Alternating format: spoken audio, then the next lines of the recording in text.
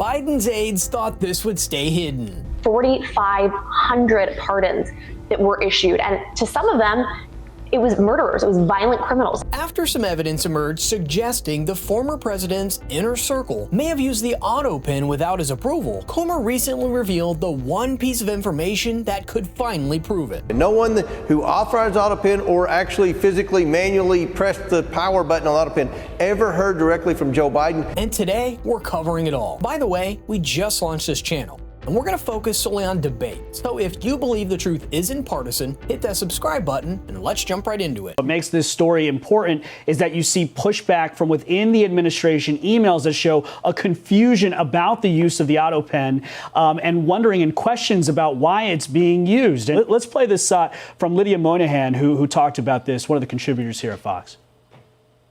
You're talking about almost 4,500 pardons that were issued, and to some of them, it was murderers, it was violent criminals, it was people with violent drug histories. They weren't vetting any of those folks who were being pardoned. Again, that raises concerns about who these people are, whether they deserve to be free. And so I think we need answers about who was released, why they were released, and who ultimately is responsible for it. Mark, your reaction?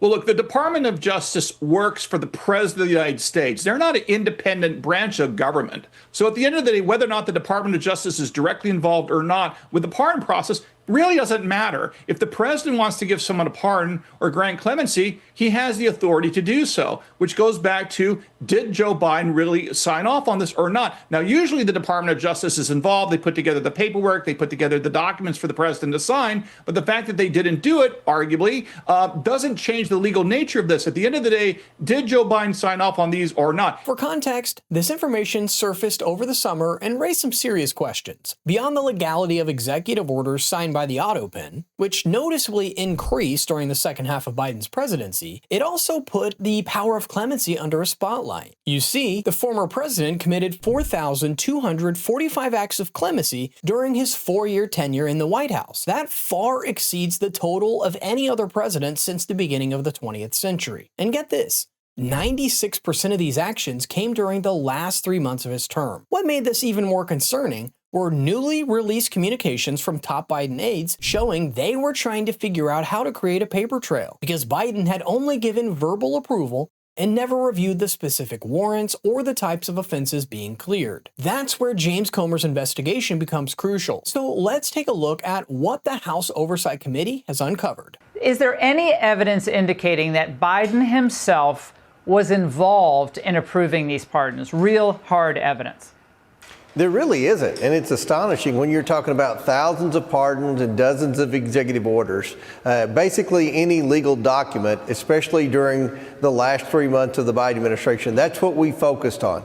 And every person who we deposed had a different story on what the proper process was that they followed in using the auto pen to sign a legal document. Their stories were inconsistent, and then when you throw in the emails from the Merrick Garland Department of Justice expressing concern to these very staffers about the excessive use of the auto pen and asking point-blank questions, what was their process, then the entire story's changed. And furthermore, there are no notes, there's no chain of custody that would show that Joe Biden was involved in any meetings where they discussed the pardon process. And what we determined was every pardon should be declared null and void. So this is important because the House Oversight Committee questioned Biden's top aides, and their testimony paints a damning picture. For instance, the White House staff secretary, Neera Tanden, told investigators that she didn't know what happened to the decision book between when she gave the materials to the Oval Office operations team and received it back with Biden's signature. On top of that,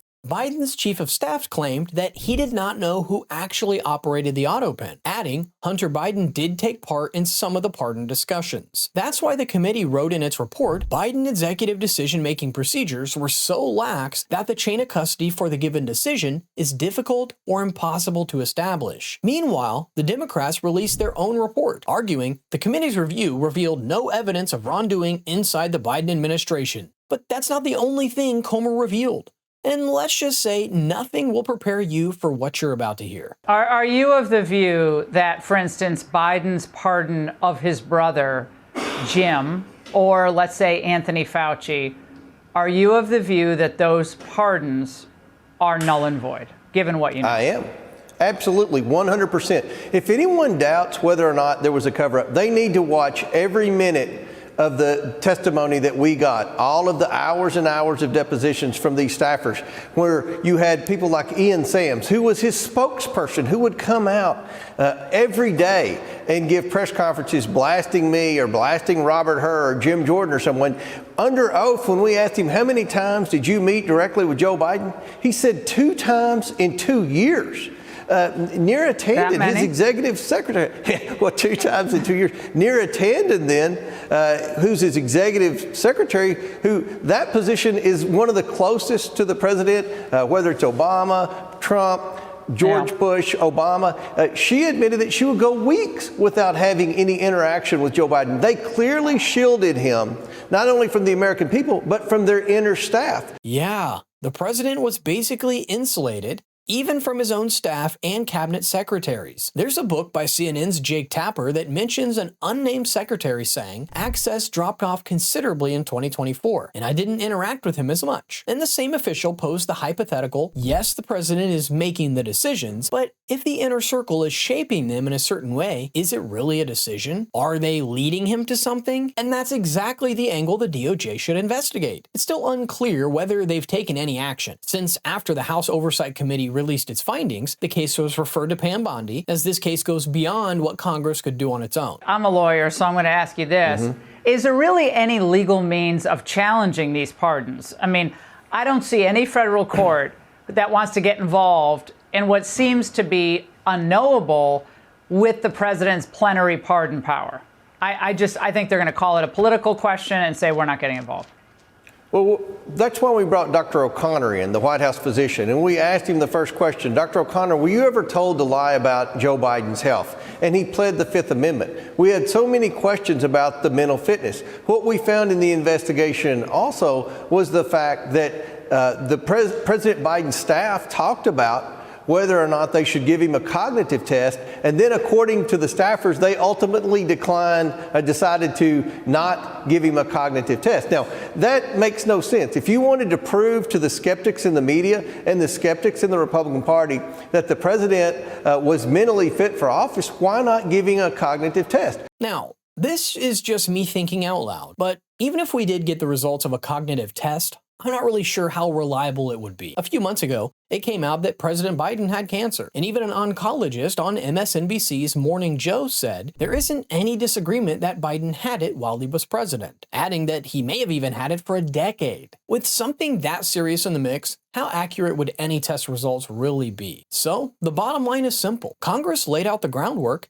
and now it's on to Bondi to dig deeper and get real answers. Because if this isn't handled properly, we'll see the same thing happen again down the road. But let me know in the comments your thoughts on the story. Don't forget to like and subscribe, and remember, keep thinking.